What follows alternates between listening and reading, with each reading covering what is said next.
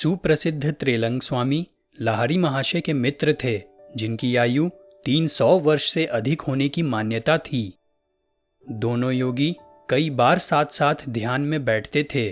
त्रेलंग स्वामी की ख्याति इतनी दूर तक फैली हुई थी कि शायद ही कोई हिंदू कभी उनके विस्मयकारी चमत्कारों की किसी कहानी पर संदेह करता।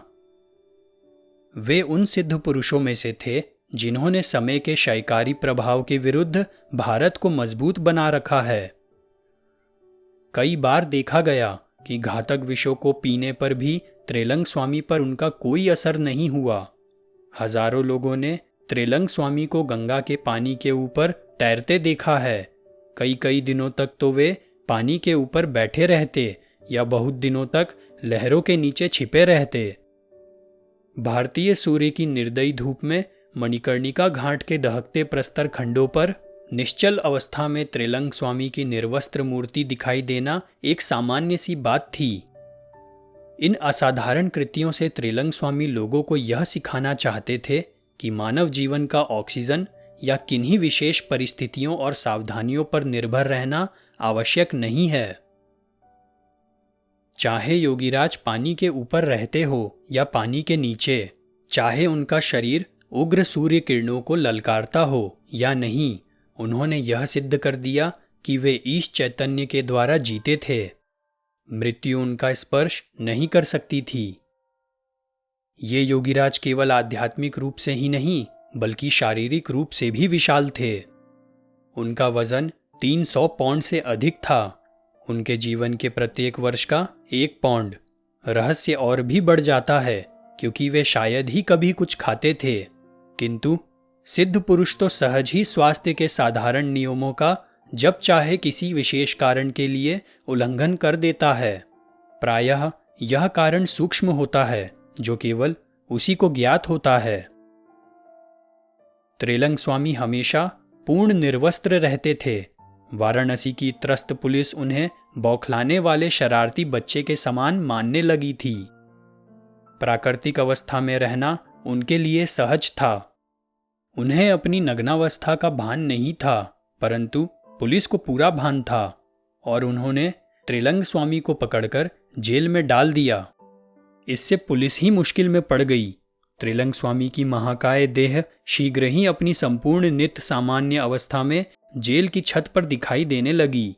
उनकी कोठरी पर लगा ताला ज्यों का त्यों था। वे बाहर कैसे निकले किसी को समझ नहीं आ रहा था। हतोत्साहित पुलिस अधिकारियों ने एक बार फिर अपना कर्तव्य पूरा किया। इस बार उनकी कोठरी के सामने एक सिपाही को भी खड़ा कर दिया गया। सत्य के सामने शक्ति को फिर एक बार मात खानी पड़ी। महान योगीराज शीघ्र ही अपनी निश्चिंत भाव से छत पर टहलते दिखाई दिए। न्याय देवी आंखों पर पट्टी बांधे रहती है। त्रेलंग स्वामी के मामले में निरुत्तर हुई पुलिस ने न्याय देवी का ही अनुसरण करने का फैसला कर लिया। त्रेलंग स्वामी हमेशा मौन रहते थे। गोल गोल चेहरा और बड़े पीपे की तरह विशाल पेट होते हुए भी वे कभी कभी ही खाते थे। कई सप्ताहों तक निराहार रहने के बाद वे हाड़ियां भर भर कर भक्तों द्वारा अर्पित किया गया दही खाकर अपना उपवास तोड़ते। एक बार एक नास्तिक ने त्रेलंग स्वामी को पाखंडी सिद्ध करने का निश्चय किया।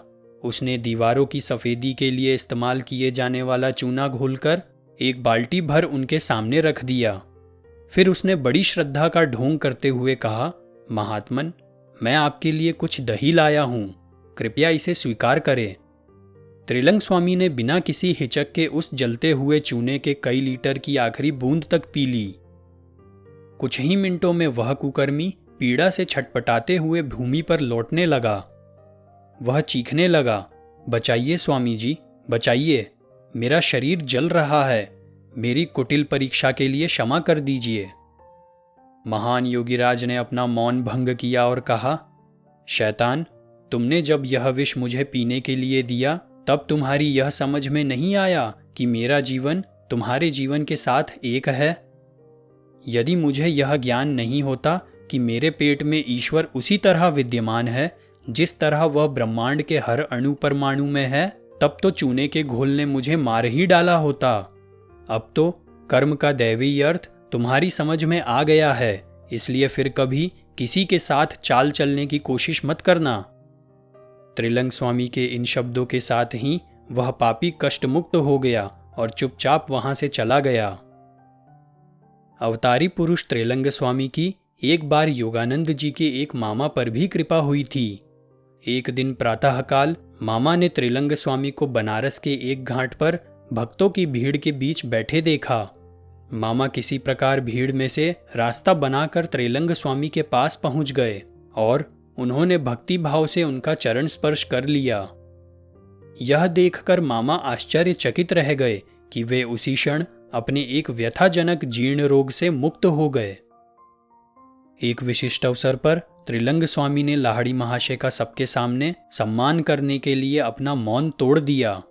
उनके एक शिष्य ने इस पर आपत्ति जताई। उसने कहा, गुरुदेव, एक स्वामी और सन्यासी होते हुए भी आप एक गृहस्थ के प्रति इतना आदर क्यों दिखाते हैं? त्रिलंग स्वामी ने कहा, वत्स, लाहड़ी महाशय एक दिव्य बिल्ली के बच्चे के समान है।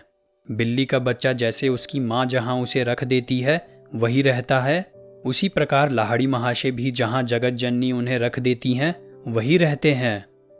कर्तव्य पालन की खातिर सांसारिक मनुष्य की भूमिका निभाते हुए भी उन्होंने वह पूर्ण आत्मज्ञान प्राप्त कर लिया है, जिसे प्राप्त करने के लिए मुझे सब कुछ त्याग देना पड़ा, यहाँ तक कि अपनी लंगोटी भी।